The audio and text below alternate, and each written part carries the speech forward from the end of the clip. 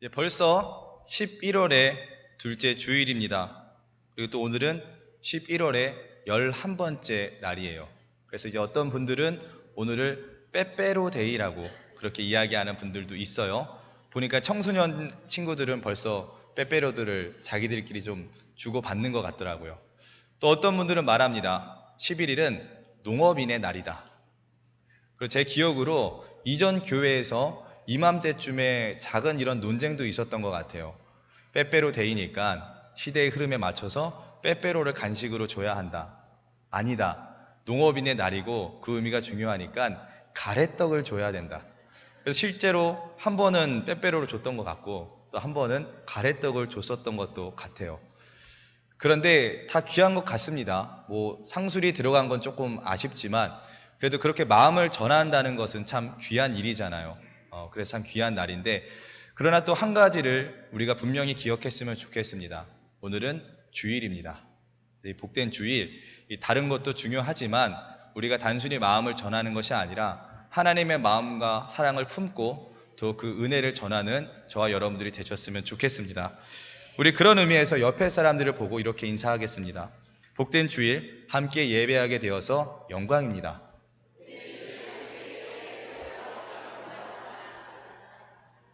감사합니다. 국어사전에 행간이라는 단어가 있습니다. 이 단어의 뜻은 두 가지를 가지고 있는데요. 첫째로는 이제 쓰거나 인쇄한 글의 간격을 의미합니다. 쉽게 이야기해서 글의 간격이 너무나도 좀 많이 띄어져 있을 때 우리는 행간이 넓다, 그렇게 표현을 해요. 또 행간의 다른 의미는 다음과 같습니다.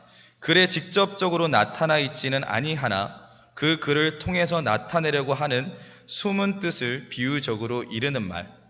간단히 말해서 그 글이나 혹은 그 말을 하는 사람이 정말로 하고 싶은 의도, 그 본뜻을 가리켜서 우리는 행간이라고 이야기를 합니다. 예를 들면 이런 겁니다. 우리가 흔히 하는 말 중에 마음대로 해, 이런 말이 있습니다. 그럼 이 말을 들으면 어떻게 하면 되나요? 뜻대로 하면 됩니다. 정말 본인 마음 가는 대로, 하고 싶은 대로 그렇게 자유롭게 하는 굉장한 그 위력을 가진 말이 이 마음대로 하라는 말이죠. 그런데 부부싸움을 할 때요, 특히나 이제 아내가 남편에게 이런 말을 하면 어떻게 됩니까? 그래, 알겠어, 당신 마음대로 해. 그럼 어떻게 해야 됩니까? 정말 내 마음대로 하면 됩니까? 내 마음대로 하면 큰일 납니다. 이럴 때는 내 마음대로 하는 게 아니라 상대방의 마음대로, 아내가 원하는 대로, 그게 정말 마음대로 하라는 것에 제대로 된 뜻이겠죠. 또 인생을 살다 보면 청소년기 때, 사춘기 때 부모님과 그리고 자녀들이 많이 싸워요. 그래서 어떤 부모님들은 때로 화가 너무 많이 나면요, 자녀에게 이런 말을 합니다. 당장 나가. 집에서 당장 나가. 이제 웃으시는 분들은 아마도 이런 경험이 있는 분들이시겠죠. 그런데 여러분, 이때는 본뜻이 무엇이겠습니까? 어떻게 해야 지혜로운 일이겠나요? 당장 지갑을 챙겨서 나가는 것이 정말로 잘하는 일일까요? 그렇게 하면 어떻게 일이 발생합니까? 나가는 사람도 고통스럽고 안에 남은 부모님도 굉장히 곤란합니다.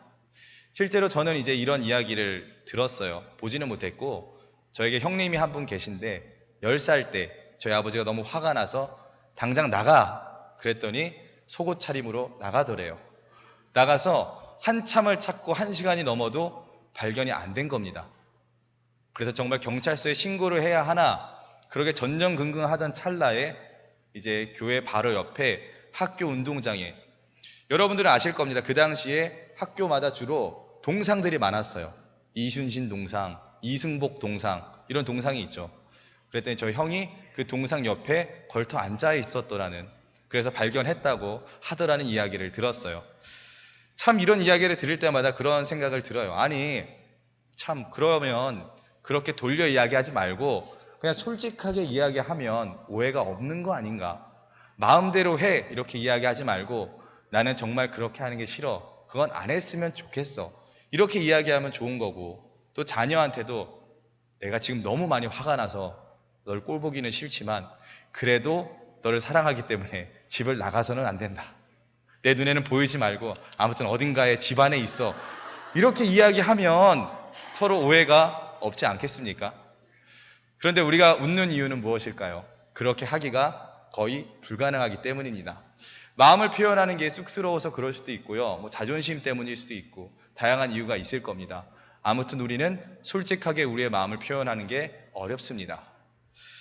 그런데 또 생각해 보면요, 솔직하게 말하는 것이 무조건 또 좋은 거는 아닌 것 같아요. 서로에게 오해는 안 생길 수는 있는데 서로에게 마음의 상처를 줄 수가 있어요. 이러한 사실을 굉장히 재밌게 보여준 영화가 하나 있습니다.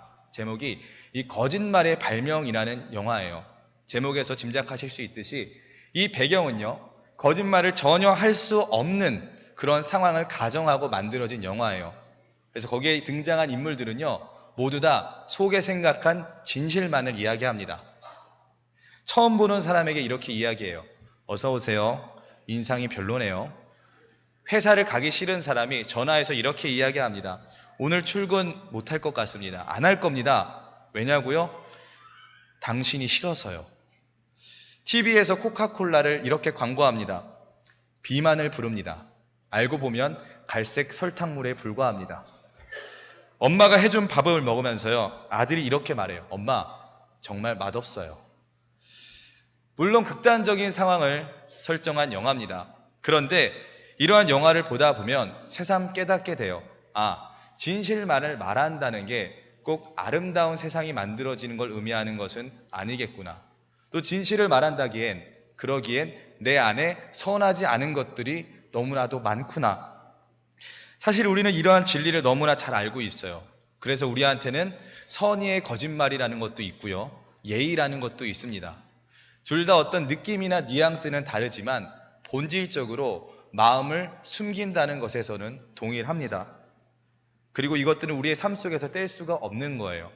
살아가면서 거짓말을 한 번도 안 하고 사는 사람이 없고요, 또 예의 없이 살아갈 수 있는 사람도 없습니다.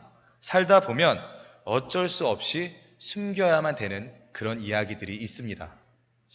때문에 이제 결국 누군가 관계를 맺을 때, 또 온전히 이루어질 때는요, 보여지는 것 말고 그 이면에 그 사람이 정말 어떻게 살아왔는지, 어떤 상황에 놓여져 있는지를 이해하는 것이 참 중요합니다. 그래야 그 사람을 더 이해할 수 있고 겉으로 보이는 것 말고 그 사람의 진면목을 파악할 수가 있죠. 물론 우리가 다 알 수는 없지만 친하게 지낼수록, 자주 만날수록 우리의 마음이 열리는 것도 아마 이와 동일한 뜻이 아닌가 싶습니다. 무조건 거친 말을 한다고 해서요, 상대방이 거친 사람인 것은 아니겠죠. 또 욕을 한다고 해서, 특별히 운전할 때 욕을 한다고 해서 그 사람이 정말 악한 사람은 아닐 겁니다. 정말 참다가 한 번 딱 했는데 그때 마침 같은 공간에 있었을지도 몰라요. 또 예배 시간에 졸고 있다고 해서 그 사람이 목사님을 싫어한다거나 아니면 하나님을 사랑하지 않는 사람은 아닐 겁니다. 그 전날 밤새 뭔가 있었겠죠. 힘든 일이 있었을 수도 있고요. 우리는 겉으로만 봐서는 알 수 없어요. 그 사람을 잘 알려면 그가 처한 그 상황 전체를 살펴보는 눈이 필요합니다. 그리고 이것은 이 성경을 바라볼 때도 마찬가지인 것 같습니다. 우리가 본문을 볼 때 이 주어진 한 구절 한 구절, 한 문단을 보는 것도 굉장히 중요하지만요, 때로는 전체를 살펴볼 줄 아는 눈도 필요합니다. 그래야 오해 없이 성경이 말하고자 하는 그 진정한 행간을, 본 뜻을 이해할 수가 있겠어요. 실제로 오늘 본문도 그렇습니다. 혹시 눈치채신 분들이 있을지도 모르겠지만요, 주로 이 설교자들이 오늘 본문을 택할 때는 누가복음 21장 1절부터 4절까지를 본문으로 제시를 합니다. 그리고 소 제목이 딱 가난한 과부의 헌금이라고 되어 있죠. 그런데 오늘 저는 그 본문 제시를 넘어서서 앞선 본문의 한 절과 뒤어지는 본문의 또 한 절을 이어서 함께 살펴보기를 권했습니다. 그 이유는 다름이 아니에요. 그렇게 볼 때에 우리가 조금 다르게 볼 수 있고 놓칠 수 있는 어떤 다른 의미를 파악할 수 있기 때문입니다. 또 실제로 성경은요, 원래 장과 절로 구분되어 있지 않았습니다. 원래 성경이 쓰일 때는 그냥 쭉 단번에 표기가 되었다고 해요. 그런데 이것이 시대를 거치면서 특별히 1555년에 이 제네바 성경이라는 것이 이 장과 절을 나눠서 구분하기 시작하면서 그것이 사람들이 받아들이고 그러면서 오늘날과 같은 성경의 장과 절의 구분이 생기게 된 거죠. 때문에 우리는 때때로 본문만을 보는 것도 중요하지만 전체를 살필 줄 아는 눈도 필요합니다. 한번 그러한 맥락에서 오늘 본문을 앞과 뒤 맥락을 같이 살펴서 보도록 하겠습니다. 앞선 본문을 잘 보면요, 예수님께서 서기관을 비판하십니다. 한번 말씀드렸던 적이 있습니다만 이 서기관은 율법에 관한 1인자입니다. 율법을 너무나도 잘 알고 있어요. 그래서 재판의 권한도 있었고요. 그렇기 때문에 사람들에게 있어서 법적 해석을 조언해 줄 수 있는 능력이 있었습니다. 그래서 이들에게 부여된 권한 중에 하나가 이 가난한 과부들의 가산, 재산을 지키는 일이었습니다.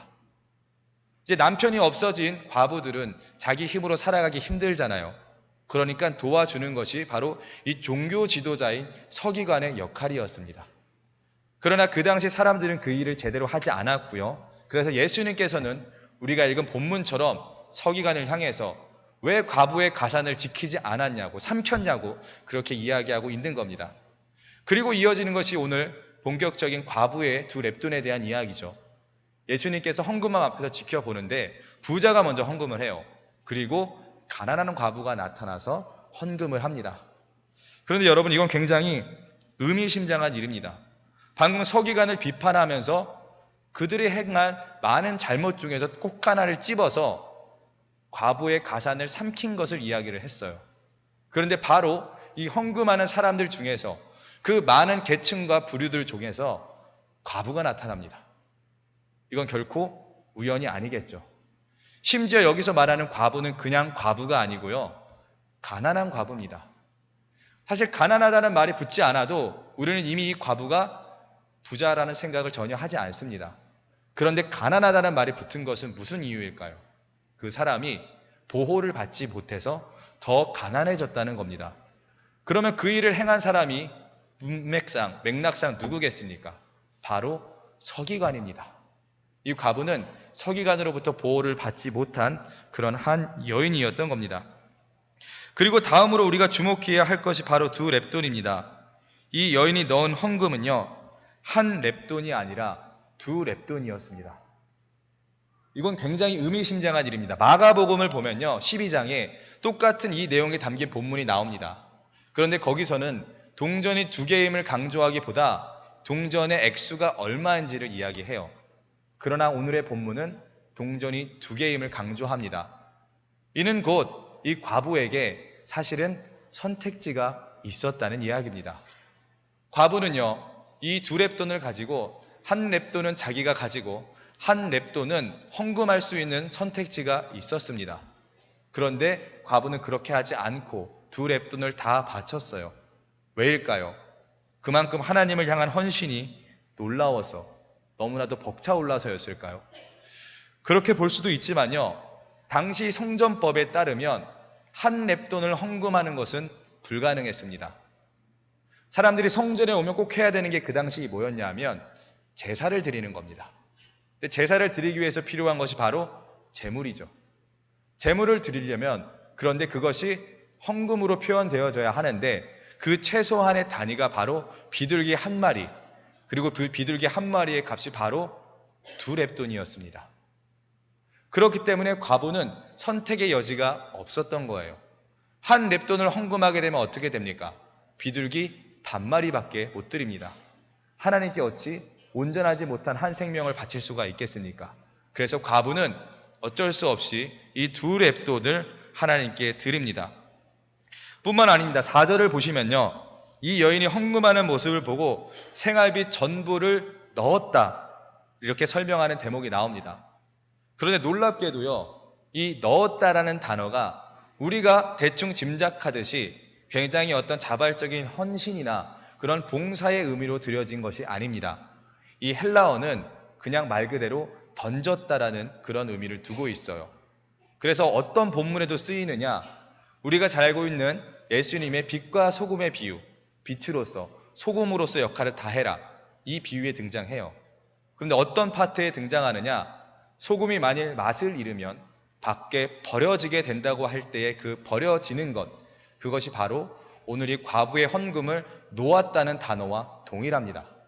다시 말해서 이 과부가 헌금을 한 것은 결코 공손한 의미의 봉헌이 아닐 수 있다는 겁니다. 그래서 본문을 잘 읽어보시면요, 예수님께서 이 여인의 행동을 칭찬하지 않습니다. 정말로 이 여인의 행동이 예수님께서 원하시는 행동이었다면요, 이 헌금이 아름답고 복되도다, 이런 게 진짜 헌금이다, 이런 이야기가 등장을 해야 맞습니다. 그런데 예수님은 그저 말씀하십니다. 이 여인이 헌금한 돈이 다른 모든 사람들보다 많다. 물론 우리는 이 많다라는 이야기를 보고 칭찬의 말이 아닌가라고 생각을 할 수가 있어요.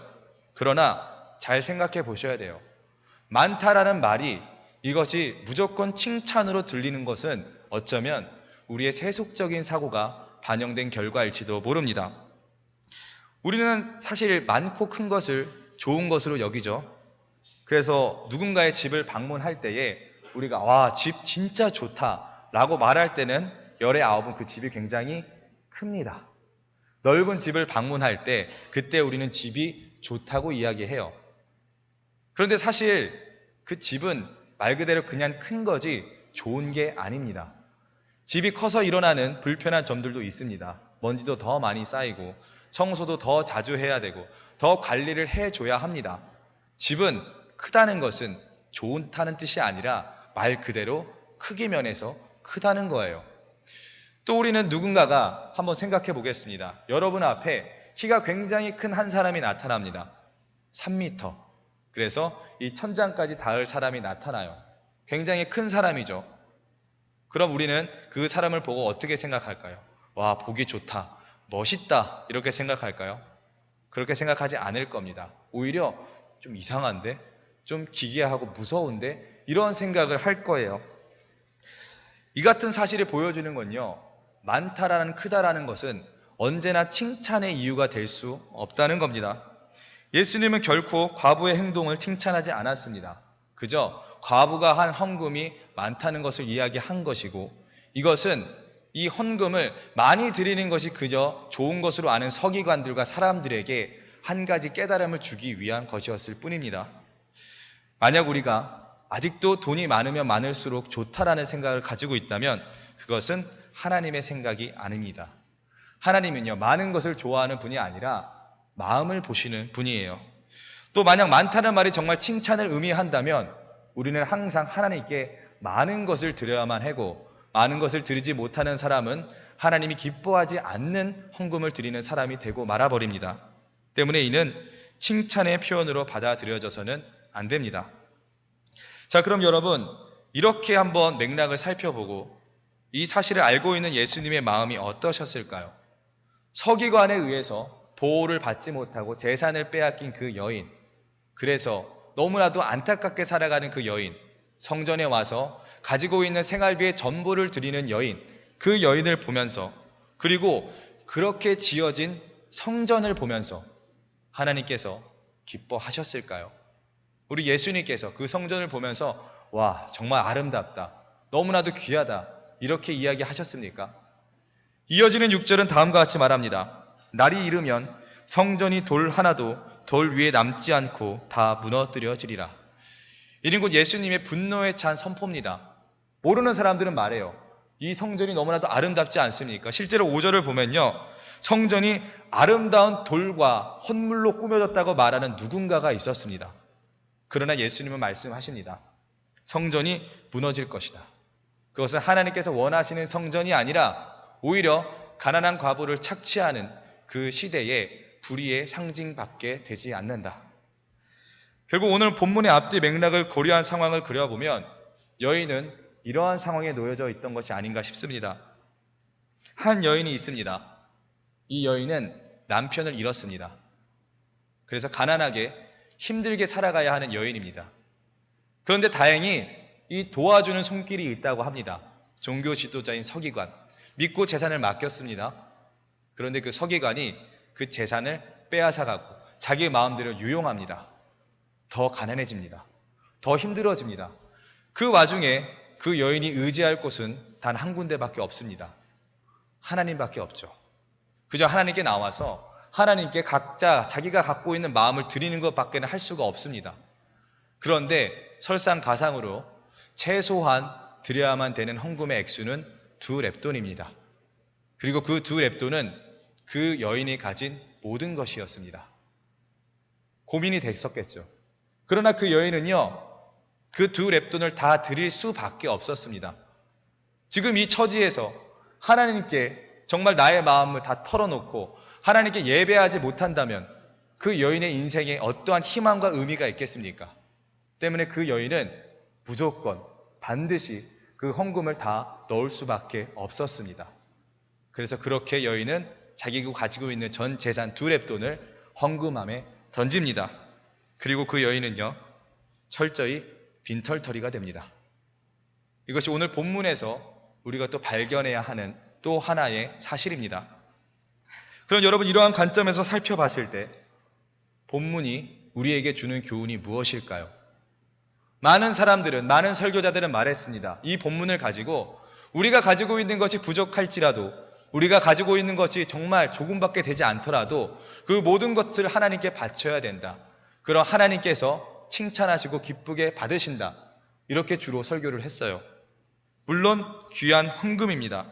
그러나 우리는 그 과부의 옆에서 그 과부의 모습을 지켜보는 예수님을 떠올린다면 이러한 결과를 내놓을 수가 없습니다. 여러분, 우리는 자꾸만 과부가 헌금을 얼마를 해놓는지를 보고 보니까 이 설교의 본문이 헌금에 대한 그런 설교라고 생각을 하게 됩니다. 그러나 우리들은 각자가 하나님께 얼마를 헌금하는지 오늘날 알지도 못하고요, 알 필요도 없습니다. 또 오늘 말씀에서도 드러나듯이 하나님은 헌금의 많고 적음을 보시는 분이 아니라 마음을 보시는 분입니다. 그렇기 때문에 남과 비교할 필요도 없고 고민할 필요도 없습니다. 그저 하나님 앞에서 정직하게 자기가 서운한 만큼 드리면 하나님께서 기뻐 받으시는 겁니다. 결국 오늘 본문에서 이 가난한 과부의 2렙돈, 우리가 봐야 되는 것은 2렙돈이 아니라 2렙돈을 드리고 난 다음에 과부를 봐야만 합니다. 자기가 가진 생활비 전부를 내놓고 정말로 철저한 가난과 고난 속에서 살아갈 수밖에 없는 이 여인을 우리가 바라봐야만 한다는 것입니다. 여러분, 교회란 무엇입니까? 교회를 여러 가지로 정의할 수 있겠지만 우리는 교회를 주님의 한 몸이요, 가족이라고 이야기합니다. 그래서 실제로 서로를 부를 때 형제님 그리고 자매님이라고 부릅니다. 그러면 가족이 해야 하는 가장 기본이 무엇입니까? 함께 나눠지는 겁니다. 기쁜 일도 함께 하는 거고요, 슬픈 일과 어려운 일, 고난이 있을 때 함께 도와주고 함께 짊어지는 것이 진정한 가족의 의무입니다. 그래서 신방을 하는 거고요, 그래서 우리가 한 샘터로 묶인 겁니다. 만약 우리가 가족이 아니라면 우리가 애써 그렇게 함께 연결될 필요가 없는 거겠죠. 즉 우리는 한 가족이기 때문에 우리에게는 서로를 책임져야 할 의무가 있다는 것입니다. 또 이런 설교에 대해서 들어보신 적 있을 겁니다. 교회는 건물이 아닙니다. 교회는 사람입니다. 때문에 우리 한 사람 한 사람이 세상 속에 나가서 우리가 교회로서의 빛과 소금의 역할을 감당해야만 합니다. 아마 들어보셨을 겁니다. 정말로 맞는 이야기예요. 우리가 있는 이 건물이 교회지만 우리가 또 하나님의 성전입니다. 그래서 우리가 나가서 하나님이 원하시는 사명을 감당해야만 해요. 그러나 그렇기 때문에 우리가 기억해야만 합니다. 교회가 교회로서의 사명을 감당하려면 건강해야만 합니다. 그럼 한 명 한 명이 정말 주님의 몸된 교회라면 그 교회가 정말로 건강하게 세상 속에서 주님의 일을 감당하려면 어떻게 돼야 하겠습니까? 건강해야 됩니다. 그 사람이 이 삶이 적어도 너무나 심한 고난과 고통 때문에 고난받는 일은 막아야만 한다는 겁니다. 이제 오늘 본문에서 예수님께서 안타까워하셨던 부분이 바로 그 지점입니다. 약자들을 보호해야 하는 서기관, 그런데 오히려 그들은 재산을 뺐습니다. 그래서 과부를 도와줘야 하는데 오히려 과부는 더 가난해지고요, 서기관은 더 부자가 됩니다. 함께 신앙생활을 하고 함께 주님을 예배하는데 한 명은 점점 더 부자가 되고 한 명은 점점 더 약해집니다. 어쩌면 산술적으로 하나님께 드려지는 헌금의 양과 영광의 양은 똑같을지 모릅니다. 그러나 우리는 이것이 바람직하지 않음을 너무나 잘 알고 있습니다. 똑같은 한 교회인데 한 명만 그렇게 고난을 짊어진다는 것은 결코 바람직한 일이 아닌 겁니다. 더 안타까운 것은 그렇게 되어가는 상황을 보면서 사람들이 문제의식을 느끼지 못했다는 겁니다. 5절 말씀 보았듯이 그 사람을 안타까워하고 도와주려고 하는 것이 아니라 그 모습을 보면서 성전의 아름다움만 주목합니다. 그 사람의 처지를 돌봐주기 위해 애쓰는 것이 아니라 그 성전이 무엇으로 지어졌는지를 찬양합니다. 때문에 예수님께서는 그러한 성전이라면 무너뜨려져야 함을 말하고 있는 겁니다. 사랑하는 성도 여러분, 결국 오늘 본문을 통해서 우리가 봐야 하는 것은 무엇일까요? 오늘 본문을 통해서 예수님께서 정말로 원하시는 것이 무엇이겠습니까? 우리가 가진 것을 정말 최선의 것을 다해서 하나님께 드리는 것, 그것을 원하실까요? 물론 그것도 원하겠지만 지금 예수님께서 우리 옆에 계시다면, 그리고 그 과부가 바로 옆에 있다면 예수님께서 진정으로 원하시는 것은 그 과부를 돕는 일일 겁니다. 예수님께 드리는 많은 헌금도 좋지만 당장 바로 눈앞에 있는 그 가난한 사람을 돕는 것, 그것이야말로 예수님께서 진정으로 원하는 일입니다. 물론 우리가요, 그들의 삶을 전적으로 책임지기는 어렵습니다. 어떻게 우리가 한 가정을 책임지겠습니까? 그러나 우리는 최소한 우리의 눈앞에 보이는 한 사람을 도와줄 책임이 있습니다. 눈앞에 보이는 우리의 가족을 책임져야만 하고요, 도와줄 의무가 있어요. 그래서 최소한 그 한 사람이, 주님께 예배드리는 그 한 사람이 하나님께 드리는 이 헌신 때문에 괴로워하는 일은 막아야만 합니다. 원래 하나님께 드리는 헌금과 헌신의 가장 복된 일은 무엇이겠습니까? 100% 자발적인 겁니다. 본인 스스로 본인 뜻에 결정해서 그만큼 하나님께 드리는 것이 가장 기쁜 일입니다. 그런데 지금 이 과부는 전부 아니면 전무입니다. 전부를 드리든지 아니면 드릴 수 없든지 그러한 상황인 거예요. 여러분, 입장을 바꿔 생각해 보십시오. 만약 누군가가 여러분에게 여러분이 가진 전부를 드리는 것이 하나님께서 원하시는 헌신입니다, 여러분이 가진 재산을 과부의 2렙돈처럼 다 하나님께 드리십시오, 이렇게 이야기한다면 여러분들은 그 말씀에 아멘으로 화답할 수 있겠습니까? 그럴 수 없습니다. 이것은 바람직하지도 않은 일이고요, 그리고 잘못된 생각이 수가 있습니다. 물론 우리는요, 이 땅에서 청지기적인 정신으로 살아가야만 합니다. 우리가 가진 것은 하나님의 것이고 우리의 것이 아닙니다. 그러나 또 우리는 주님이 오시기 전까지는요, 이 땅에서 책임과 또 하나님이 주신 자유를 마음껏 누리면서 살아가야 하는 존재들입니다. 그런데 여러분, 우리가 예배 때마다 우리의 전부를 드릴지 아니면 전부를 드리지 않을지를 고민한다면 어떻게 우리가 그 복된 삶을 누릴 수가 있겠습니까? 예배가 끝나고 나면 우리가 한 푼도 없어지는 삶이 펼쳐진다면 그것이 어찌 하나님께서 원하시는 삶이라고 할 수가 있겠습니까? 우리는 도와야 됩니다. 그래서 우리 주변에 있는 사람들이 전부와 전무, 그리고 그들이 주어진 상황 때문에 힘겨워하는 것이 아니라 그들에게 다양한 선택지를 줄 수 있어야 합니다. 어떠한 헌금을 드릴지, 어떠한 헌신을 드릴지, 그래서 선택하는 기쁨조차 우리가 알 수 있게 해야 합니다. 그것이야말로 하나님께서 기뻐하시는 헌금일 것이고, 드리는 그 사람도 기쁜 헌금이 될 것이고, 보는 우리에게도 참으로 복된 일이 될 것입니다. 말씀을 정리합니다. 이제 오늘 우리는요, 과부의 2렙돈에 담긴 의미와 그에 따라 우리가 해야 하는 일이 무엇인가에 대해서 한번 찬찬히 살펴봤습니다. 과부의 2렙돈은요, 분명히 귀한 일입니다. 존중받아야 마땅한 일이고 존경받아야 되는 일입니다. 그녀는 모르고 드린 게 아니에요. 자신의 상황을 알고 드린 겁니다. 자신의 상황을 알면서도 하나님께 자신의 모든 것을 드린 겁니다. 때문에 이 헌금은 귀합니다. 하지만 우리가 봐야 하는 것은 과부의 그 2렙돈이 아니라 2렙돈을 드리고 난 다음에 그리고 어떻게 살아가야 할지를 고민하는 그 과부의 처지입니다. 2렙돈을 헌금할 수밖에 없는 과부의 처지예요. 똑같이 하나님의 자녀라고 말하면서요, 똑같이 하나님의 은혜를 받은 형제 자매라고 이야기하면서 우리 안에 그러한 사람이 있는 것은 비극입니다. 그리고 그러한 사람을 보면서 아무것도 하지 않을 것을 생각하는 것은 더욱더 큰 비극입니다. 제가 최근에 읽은 한 글에 이런 내용이 있었어요. 불가피함에 불가피함이 더해져서 10대 때 집을 나온 청소년들에 대한 이야기가 있었어요. 이 여자 청소년들이 집을 나오고 나니까 달리 살 방도가 없는 겁니다. 먹고 살아가야 하는데 돈을 벌 수 있는 능력이 없어요. 그래서 많이들 선택하는 것이 결국 성매매라고 합니다. 그것에 대한 옳고 그름을 오늘 여기서 논하지는 않겠습니다. 그것이 핵심은 아닙니다. 다만 그 성매매를 하다 보면요, 그 청소년들이 정말로 절망을 느끼게 되는 순간이 있다고 합니다. 그때가 언제일까요?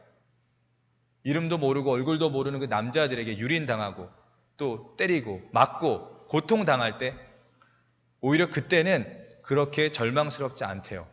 그때는 오히려 견딜만 하답니다. 그런데 그런 사람들을 더욱더 절망하게 하는 이유는 맞고 있을 때, 힘들 때, 이 나에게 올 한 사람이 없구나. 내가 지금 이렇게 절망 가운데 놓여져 있는데 나를 도와줄 한 사람이 정말 아무도 없구나. 그 사실을 인식하는 순간, 그때부터 그들 앞에 진정한 지옥이 펼쳐진다고 합니다. 결국 그들을 절망에 빠뜨리게 하는 것은 육체적인 아픔보다 희망이 없다는 사실을 인식하는 순간이라는 것입니다. 상황은 다르지만요, 사실 오늘날 우리가 가지고 있는 이런 상황들도 어찌 보면 동일합니다. 긍정적인 전망을 말하는 사람들이 없습니다. 다 부정적인 이야기들을 해요. 우리의 삶이 갈수록 더 힘들어질 것이다. 팍팍해질 것이다. 필리핀의 삶이 갈수록 더 고대해지고 있는 것 같다. 그럼 여러분, 이러한 상황을 우리가 어떻게 극복할 수가 있겠습니까?